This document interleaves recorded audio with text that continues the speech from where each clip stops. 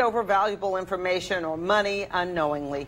Joining us now with more on what social engineering is and how you or a loved one can avoid it is Dr. William Riles, professor at Tulane School of Professional Advancement. Thanks so much for joining us. And thank you for... What's social engineering? Well, social engineering is the art of manipulation.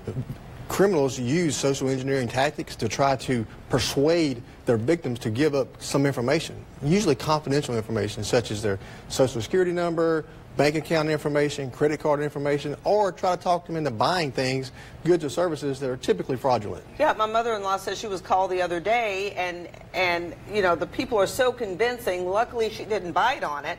But they can really be convincing, They can. Right? Yes, they can. They're very good at their jobs. So some of the things to look out for is if they ask for, it's got to act immediate. So if it's got to be immediate action, you must do this today. You must buy this today. I need this information right now.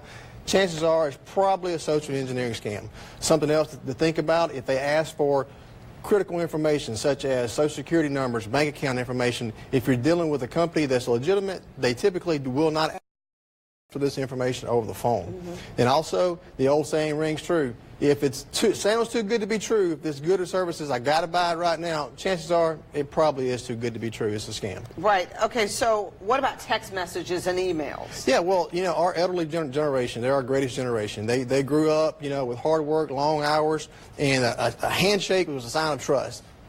Unfortunately, criminals use that against them.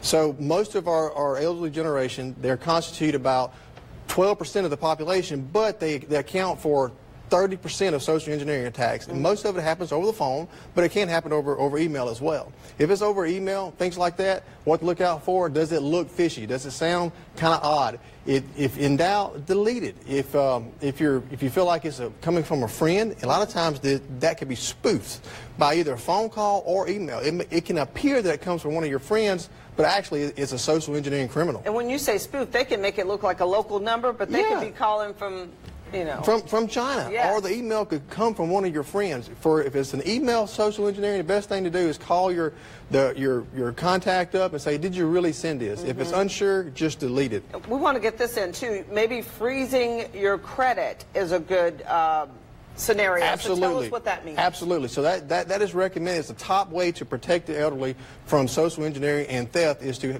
institute a credit freeze. You can contact, it's a free service, of the top 3 credit reporting bureaus, TransUnion, Equifax, and Experian, and any type of new account associated with a social security number must be pre-authorized. So that's a high recommendation to protect the elderly.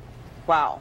It's scary stuff, and one person told me that they were called and said, if you don't pay this tax bill right now that you didn't know you had, we're going to put you in jail, or we're going to put your relative in jail. That's the kind of scary stuff they say.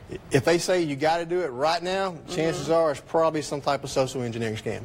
William Riles from... Thank you so much for joining us.